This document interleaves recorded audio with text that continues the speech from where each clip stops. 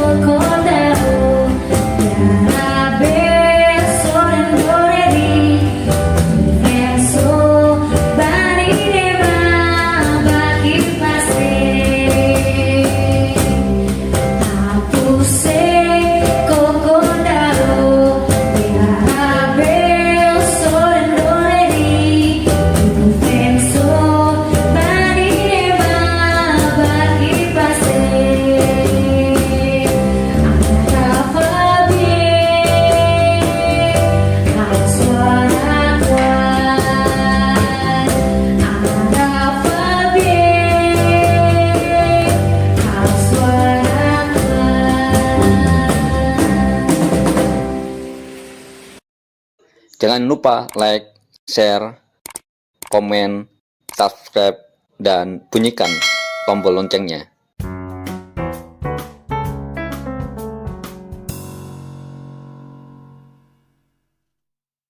Berangkat dari gerakan yang kita bangun di Serikat Petani Indonesia, kita sadar bahwa petani harus mendapatkan kehidupan yang layak ya, sesuai mandat dari konstitusi kita.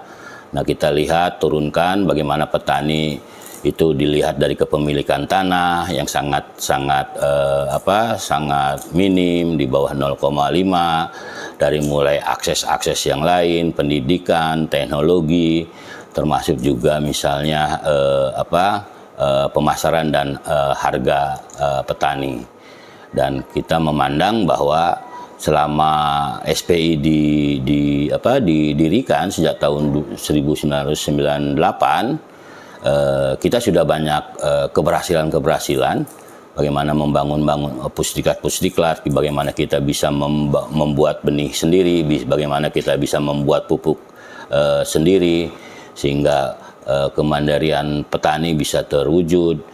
Terus biaya produksi itu juga bisa dikurangi, ketergantungan terhadap asupan pertanian itu juga bisa diatasi dengan kita bisa memproduksi sendiri, sehingga kita pastikan produksinya juga bisa kita pasarkan dengan jaminan harga yang layak.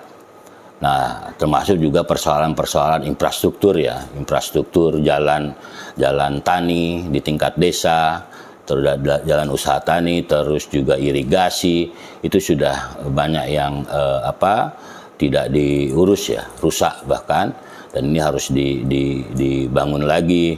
Termasuk juga bagaimana di tingkat petani juga dibangun misalnya semacam pusdiklat atau balai-balai pengembangan yang bisa dilakukan oleh petani.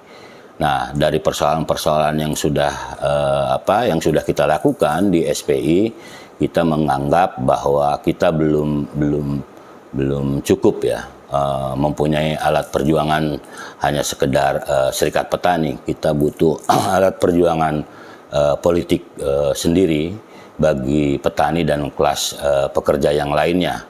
Dan kita menganggap selama ini tidak ada yang secara langsung bisa memperjuangkan persoalan-persoalan petani dan persoalan kelas pekerja yang lainnya.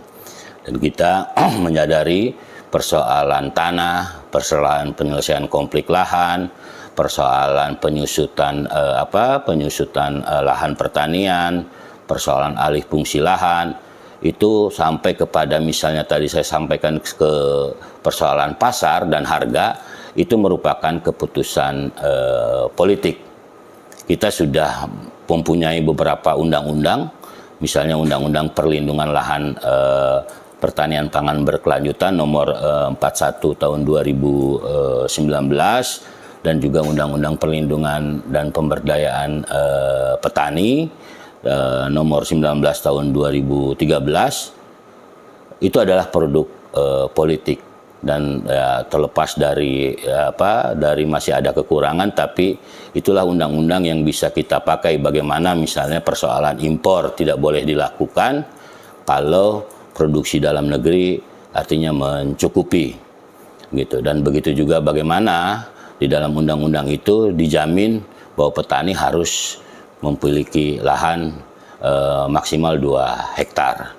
Nah, ini undang-undang yang menurut kita itu adalah produk politik yang harus terus kita kuatkan, sementara petani dan kelas pekerja yang lain tidak punya perwakilan langsung di parlemen atau di ruang-ruang pengambil keputusan politik, sehingga akhirnya kita sama-sama ketahui lahirlah Undang-Undang Cipta Kerja, Undang-Undang Omnibus Law yang memberangus semua undang-undang yang saya sampaikan tadi mengenai perlindungan lahan pertanian pangan berkelanjutan, Undang-Undang Perlindungan dan Pemberdayaan Petani yang kita anggap relatif cukup berpihak terhadap petani, itu digugurkan, dihapus dan disatukan, digabungkan menjadi satu undang-undang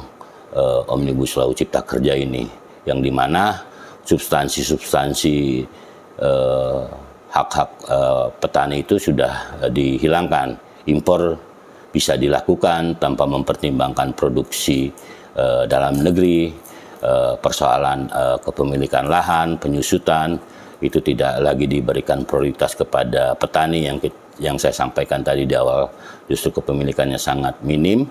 Itu tidak lagi di dalam Undang-Undang Cipta Kerja, itu akan dimasukkan ke dalam bank tanah untuk kepentingan investasi dan pembangunan infrastruktur. Dan itu tidak ada langsung berkaitan dengan persoalan petani dan persoalan pangan. Dan kita juga berjalan selama beberapa kali mengikuti pemilu, keterwakilan petani, kader-kader petani itu juga tidak bisa melakukan perubahan terhadap partai-partai atau lembaga alat politik yang ada selama ini, sehingga kita mempunyai kesadaran untuk bagaimana petani dan kelas pekerja yang lain mempunyai alat politik sendiri. Dan alhamdulillah kita sudah bekerja keras bersama-sama, ada 11 organisasi rakyat yang tergabung untuk bagaimana mengaktifkan dan melakukan inisiatif untuk bagaimana Partai Buruh bisa ikut sebagai partai peserta pemilu.